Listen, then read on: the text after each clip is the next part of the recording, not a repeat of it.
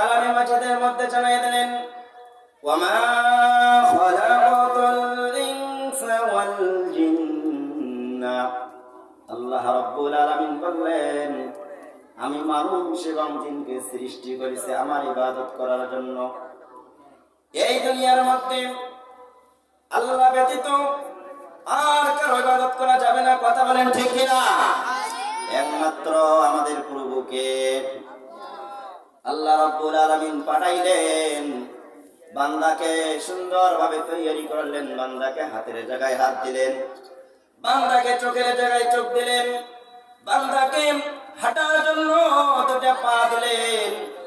এই বান্দা এগুলো পাওয়ার পরে আল্লাহ রাব্বুল আলামিন নাফরমানি করতেছে। কথা বলেন ঠিক কিনা? টাকার জন্য ছুটতেছে, কত কিছুর জন্য ছুটতেছে। আল্লাহ রাব্বুল আলামিন বললেন, বান্দারে এই টাকা তোর কতদিন থাকবে? যতদিন তোর শ্বাসটা আছে। প্রিয় আমার ভাইরা, আমার ভাইরা, আপনার ভালো করে শুনে নেন, আপনি যার পেছনে ছুটতেছেন, আপনার যখন এই শ্বাসটা থাকবে না, আপনার যখন এই নিঃশ্বাসটা যখন আপনার বাইর হয়ে যাবে, আপনি একটু চিন্তা করেন কার পেছনে আপনি ছুটতেছেন। প্রিয় আমার ভাইরা, একটু দিলের কান দিয়ে শোনেন, একটু চিন্তা করেন, আপনি যখন রাতের মধ্যে ঘুমাইবেন, আপনি চিন্তা করেন, একদিন আপনার মনে করেন আজরাইল আলাইহিস সালাতু ওয়াস সালাম আসলে আপনার জীবনটা কবজ করলো, আপনার রূহটা বের করলো। আপনার রূহ বের করার পরে আপনি চিন্তা করেন, আপনার এই দুনিয়ার মধ্যে যত ক্ষমতা ছিল, টাকা পয়সা ছিল, সব কিছু তোমার শেষ। তুমি বড় বড় বিল্ডিং করলা, বড় বড় দালান বানাইলা, সব কিছু তোমার শেষ। আপনাকে ওই ঘর থেকে বের করে তোমাকে ওই খাটের মধ্যে শোয়াবে। একটু চিন্তা করেন দিলের কানটা দিয়ে। প্রিয় আমার ভাইরা, যখন বাড়ি করাবে, মসজিদের মাইক এলান হয়ে যাবে, অমুক ব্যক্তি আজকে দুনিয়া থেকে বিদায় নিয়ে গেল। কথা বলেন ঠিক কিনা?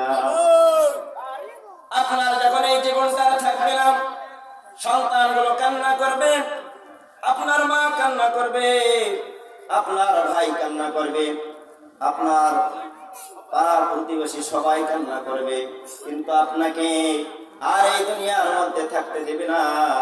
আপনাকে ওই কবর দেশে নেওয়ার জন্য কেউ তোমার জন্য কাপড় আনতে যাবে, কেউ তোমার জন্য গরম পানি করবে, কেউ তোমার জন্য ওই কবরস্থানে যেখানে কেউ যায় না, যেখানে রাতের অন্ধকার হলে ভয় লাগে, ওই কবরের মধ্যে ওই জায়গাতে তোমার কবর খনন করা হবে।